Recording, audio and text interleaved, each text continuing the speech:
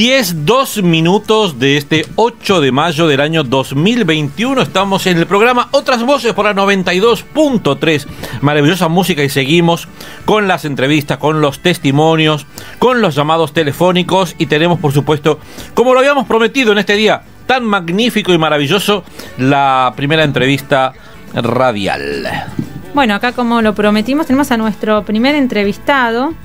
Él es Juan José Gómez Centurión, argentino, 62 años, casado, licenciado en Organización Estratégica y Logística, tiene padre e hijo de 5 nietos, es veterano de Guerra de Malvinas, condecorado con la Cruz al Heroico Valor de Combate y la Medalla del Veterano de Guerra de Malvinas, la condecoración máxima para un veterano. Es ex candidato presidencial y también, es el presidente del partido NOS.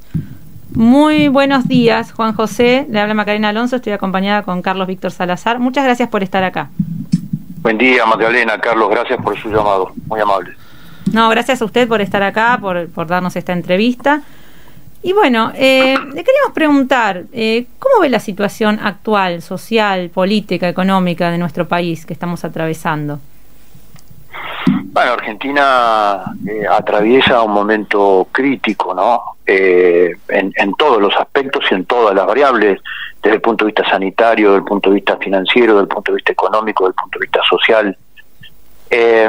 Acá, digamos, hay factores que tienen que ver con el agravamiento de una situación que ya venía pésima para la Argentina de las últimas décadas, agravada por este fenómeno global muy mal manejado desde nuestra dirigencia política con el tema de la pandemia, y esto va generando una situación social ya insostenible. Digamos, estamos viendo reacciones sociales ya de carácter espontáneo, digamos, ¿no? De mucho temor, de mucha angustia, de mucha frustración, y la frustración lo que trae siempre es enojo, ¿no?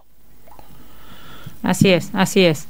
Y usted, lo escuché en una entrevista en un programa local, donde usted hablaba de que el problema de Argentina es más que político, es moral. ¿Nos puede explicar axiológico? Eso? Claro, claro. ¿Nos puede explicar eso, ampliar?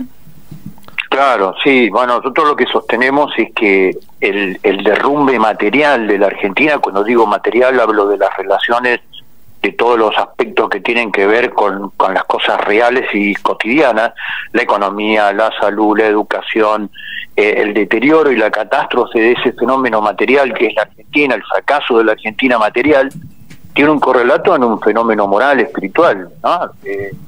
Todo proyecto de carácter concreto tiene detrás valores, y tiene detrás un espíritu y una visión que lo alimenta.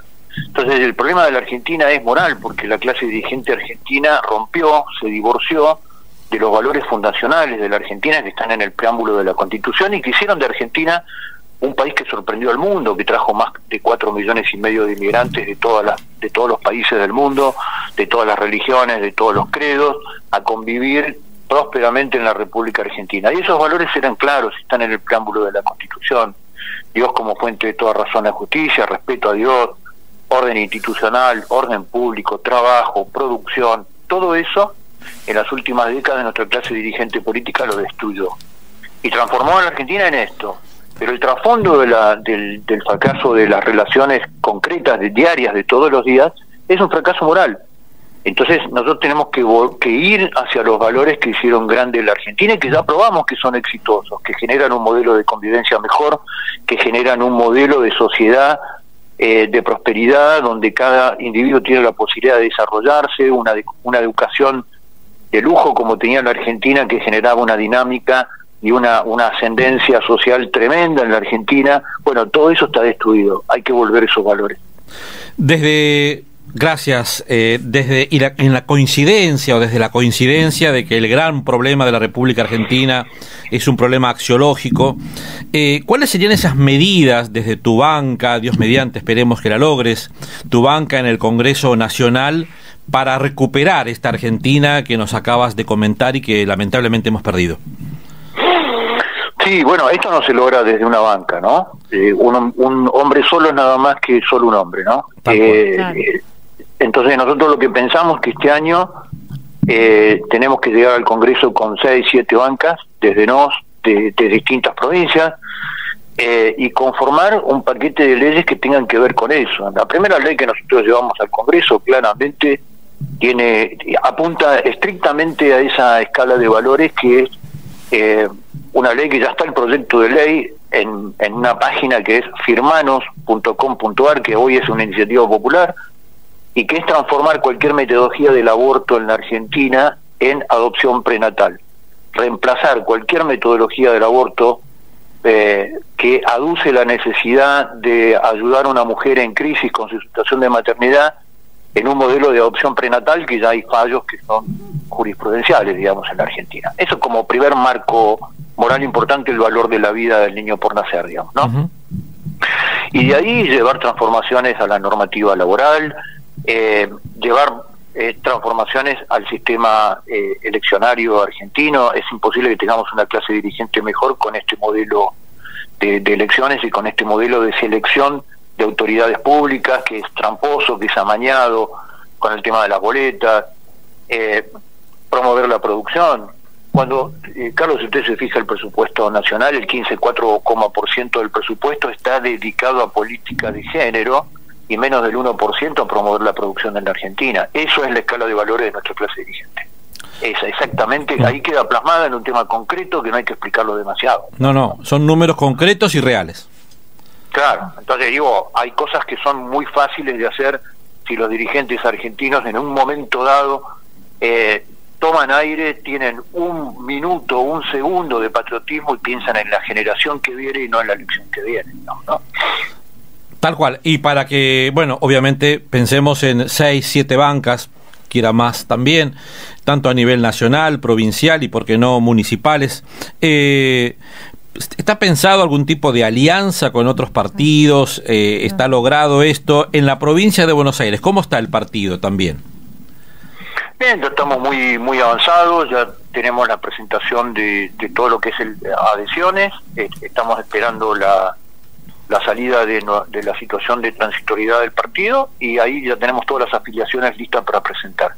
Nuestra estrategia de alianza, Carlos, es simple, porque las elecciones de este año, las dos maquinarias electorales de los dos lados la quieren nacionalizar, pero son elecciones provinciales. Claro. Las provincias eligen representantes. Entonces nosotros hemos desarrollado un amplio marco de alianzas provinciales, con partidos provinciales, no con las maquinarias electorales nacionales. Bien. De la política líquida, digamos, ¿no? Entonces, en Misiones ya estamos en junio, vamos con la alianza con el Partido Demócrata en la elección provincial. En la provincia de Buenos Aires tenemos alianzas con varios partidos, con Unión por Todos, pero partidos provinciales y partidos vecinales, no maquinarias electorales. Uh-huh. Y aquí en la provincia de Buenos Aires, ¿cómo está? Porque, bueno, nuestra llegada es especialmente en la provincia de Buenos Aires, que llegamos a todo el mundo a través de las redes sociales, pero bueno, si queremos pensar a nivel de la provincia de Buenos Aires y en esta zona norte del conurbano, en este distrito primero electoral. Bueno, ahí estamos trabajando muy fuerte en la primera sección electoral, recorriendo, en estas últimas 4 semanas he estado recorriendo la primera, la tercera, el jueves empecé a recorrer la segunda, viendo en cada municipio los equipos de trabajo, cómo están trabajando, la estrategia territorial, las candidaturas, así que estamos trabajando muy fuerte, con mucho despliegue y con mucho crecimiento. Bien, una de las preguntas que me hace algún referente acá de la zona de San Miguel es ¿cuál es tu postura y, bueno, cuáles serían tus proyectos o proyectos del partido como tal respecto a la discapacidad? Un claro referente de tu partido aquí en la zona norte de la provincia de Buenos Aires. Me pidió que te pregunte especialmente esto. Sí, bueno, nosotros pensamos que este modelo de la falsa inclusión, porque al final de cuentas termina nada más que en un enunciado. Uno de los temas que hay que trabajar mucho en la Argentina es el modelo de la discapacidad. Yo le contaba la última vez que estuve en San Miguel a ese mismo referente, creo que estamos hablando del mismo. Tal cual. Yo he trabajado mucho en la ciudad de Buenos Aires, cuando estaba en la agencia de control de la ciudad de Buenos Aires, fui con un premio el primer organismo que logró cumplir con el 5% de discapacidad. De inclusión de discapacidad en su nómina, digamos, ¿no?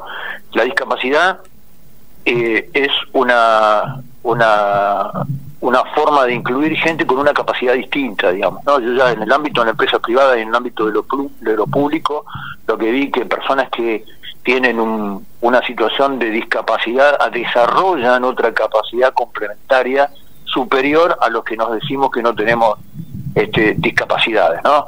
En el ámbito de la empresa pública, donde programas, por ejemplo, adentro de bóvedas de conteo de dinero con no videntes o call centers con no videntes, o personas sin capacidad auditiva para hacer el monitoreo y el conteo de stock. En fin, hay una cantidad de capacidades que desarrollan complementarias. Yo tengo mucho contacto con el tema de la discapacidad por mis queridos veteranos de guerra, digamos, ¿no? Claro. Con lo cual convivo con mucha gente que por temas de mutilaciones en la guerra ha desarrollado un espíritu, un temple que el resto de las personas no llegamos ni siquiera a medir, digamos, por la posibilidad de superar algún tipo de invalidez. Así que vamos a trabajar mucho en ese sentido y vamos a desarrollar una buena normativa para hacer un modelo de inclusión real sobre el tema de la discapacidad y no un enunciado de naturaleza política, digamos, ¿no? Tal cual. Claro, tal cual. más allá del enunciado. Y usted en su lugar de veterano condecorado y toda su actividad que tiene con los excombatientes, ¿cómo ve la situación de Malvinas? ¿Cómo se está abordando actualmente? Pésima. ¿Qué? Porque es la continuidad de 39 años de idas y vueltas sobre la negociación de Malvinas. La política exterior de Malvinas lo que requiere es una estrategia diplomática como una política de Estado.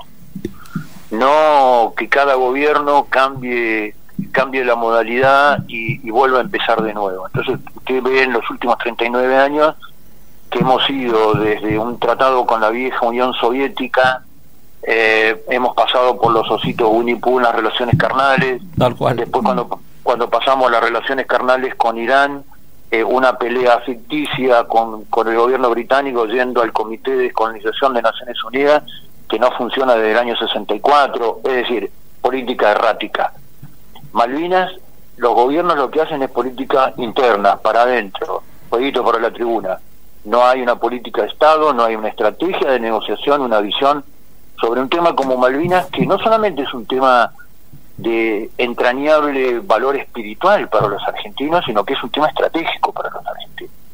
Es decir, Malvinas no es solamente una cuestión del pasado, es claramente una cuestión del futuro, digamos, ¿no? Así que, ¿y por qué no hay políticas de Estado como la política exterior en la Argentina? Mucha gente del exterior me lo preguntan peruanos, me lo preguntan españoles. Entonces yo digo, me preguntan por qué los argentinos no pueden hacer un acuerdo sobre 3 o 4 puntos y ir para adelante con ese tema, digamos, ¿no? Entonces yo lo que les digo es, ¿saben por qué? Porque los pactos, los tratados, los acuerdos sobre política de Estado no solamente requieren un firmante, sino un garante. Y los garantes de esos pactos son los partidos políticos. Y la clase política destruyó los partidos políticos en Argentina. Entonces hay que volver, lo primero que tenemos que darle institucionalidad es a la política. O si no tiene institucionalidad la política, después avasalla a todo el resto de las instituciones. Hay que volver al viejo modelo de los partidos políticos, que son los garantes de los acuerdos que firman las personas que los firman, ¿no? Bien. Sí, no, me parece. ¿Y cómo, hablando de todo este tema también que tiene que ver con la soberanía, cómo tomó la declaración que hizo el ministro de Transporte, reciente ministro de Transporte, que habló de la dramatización que hacemos los argentinos con el tema de la hidrovía? Claro, para eso una dramatización, claro, obviamente desde su visión del mundo, un tema de soberanía es un tema menor, porque estos gobiernos son gerentes de un modelo globalista de imposición de merma de la condición soberana del Estado-Nación. Donde hay una nación, donde hay una sociedad, hay frontera, y hay un Estado, que es la organización jurídica de esa sociedad, que debe ser soberano en las tomas de sus propias decisiones. ¿Sabes por qué? Porque la soberanía es la garantía, la última garantía que tenemos los ciudadanos, que las decisiones las toman personas que nosotros elegimos, y no que las toman de afuera. Entonces, no hay ninguna dramatización. El tema de la soberanía es dramático en Argentina, no es que se está dramatizando. El tema de la soberanía es dramático. El Tratado de la Hidrovía yo lo he denunciado más de 3 veces. en términos legales, es una afrenta a la libre navegación argentina sobre el río Paraná y sobre la soberanía de los ríos interiores de Argentina. Esto se fue firmado en el 94. Casi 3 décadas de gobiernos han pasado con un modelo de hidrovía que hoy son aguas internacionales.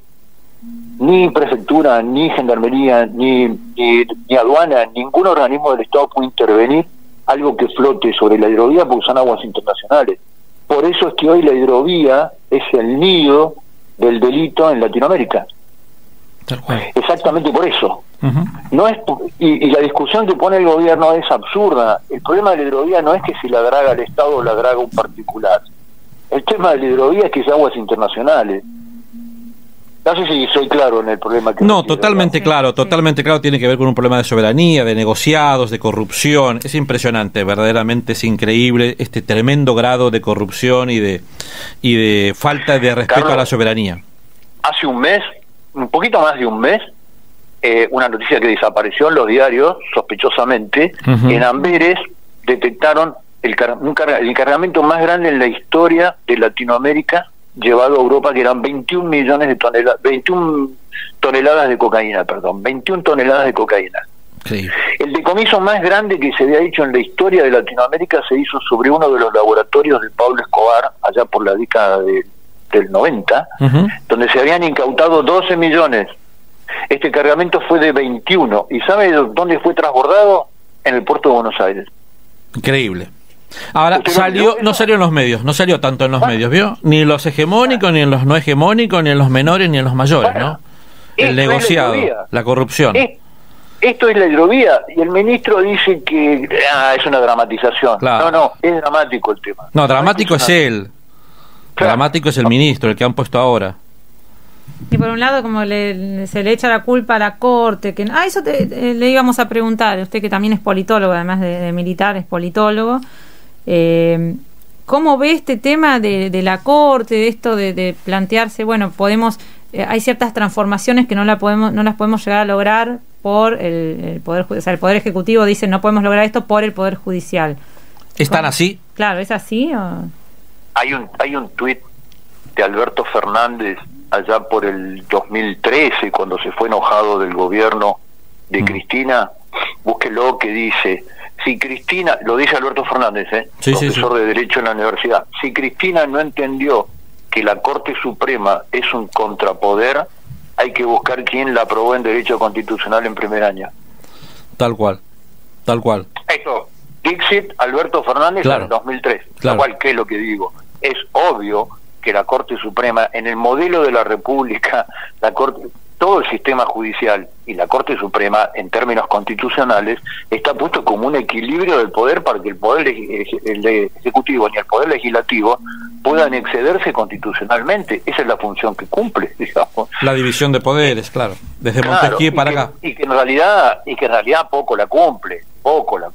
La cumple en grado extremo cuando el poder ejecutivo pretende decir la ciudad de Buenos Aires no es un Estado nacional, digamos, cuando claramente en la Constitución a partir del 94 es un Estado, es una provincia como Santiago del Estero, como cualquier otra provincia. Exactamente. Entonces, cuando el Poder Ejecutivo plantea cosas absurdas, es absolutamente razonable y lógico que la Corte diga: no, mire, señor, legalmente corresponde que sea así. Es la función de la Corte. ¿Usted cree que de todas maneras hace falta una reforma judicial? No, en términos que lo presenta el kirchnerismo o que lo presentó el macrismo durante el gobierno de Cambiemos, no. El Poder Judicial tiene que transformarse desde el Poder Judicial con una propuesta. Nunca hemos escuchado a la Corte un proyecto, por ejemplo, sobre la reforma de la justicia. Entonces, que la reforma de la justicia la haga el Poder Ejecutivo, el que es controlado por la justicia, es absurdo, digamos. Lo que esconde es la intención de intervenir la justicia, no de reformarla. Entonces, a mí me parece que todos los temas y todas las instancias de mejora sobre el mecanismo de justicia en la Argentina, hay que llamar.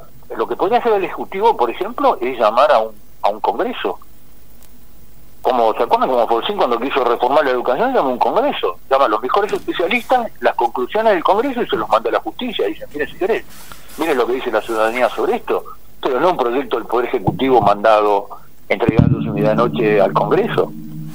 Y hay mucha diferencia, porque si la reforma de la justicia la impulsa el Poder Ejecutivo para dominar la justicia, no es lo mismo que un grupo de especialistas de todo el mundo en un Congreso digo, mira, la reforma que necesita la justicia son estas y mandárselo a la justicia para que las haga. Tal cual. Juan José, a ver, tenés 3-4 minutos, lo que vos quieras, para a través de todas las redes sociales que manejamos y de nuestra onda, la 92.3, puedas dirigirle un mensaje a la ciudadanía. Mi mensaje a los ciudadanos es que la Argentina es un país que tiene un futuro tremendamente promisorio para nuestros nietos si realmente logramos ordenar determinadas cosas adentro de la Argentina. Y si logramos conformar una clase dirigente que tenga, primero, patriotismo, no se puede hacer bien lo que no se ama. Segundo, digamos, que tenga habilidad moral, que tenga integridad y que tenga una trayectoria de transparencia para poder hacerlo bien y en forma honesta. Y tercero, que tenga idoneidad técnica para manejar el futuro de la Argentina. Dentro de este modelo político en la Argentina, donde la propuesta de una de las maquinarias electorales es para que la Argentina sea posible, el otro no tiene que estar y el otro te dice, votame a mí porque si no viene el otro, siempre es la Argentina sin el otro, la Argentina no tiene futuro.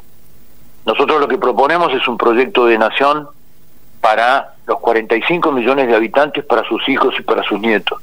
A Argentina le falta población. Argentina tendría que estar pensando en una inmigración de por lo menos 4, 5, 6 millones de personas para que en su desarrollo aporten el trabajo necesario para la Argentina. Entonces la Argentina es un país absolutamente posible.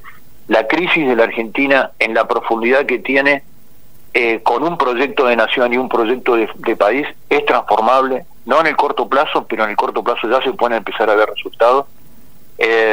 Y ahora este año del 2021 lo que tiene que dar la población es un mensaje claro a la política tradicional de estas dos maquinarias electorales, buscando opciones nuevas, y nosotros somos una opción nueva en la política. Gracias. Juan José Gómez Centurión, candidato en esta oportunidad a futuro, pero un hombre preclaro, claro, y aparte un ejemplo de persona con todo lo que ha desarrollado y ha defendido nuestras Malvinas y nuestra patria. Así que muchísimas gracias. Muchas gracias por tu presencia. Y hasta la próxima ocasión. Hasta la próxima, muchas gracias. Bueno, vamos a un tema, ¿no? Vamos a un tema musical.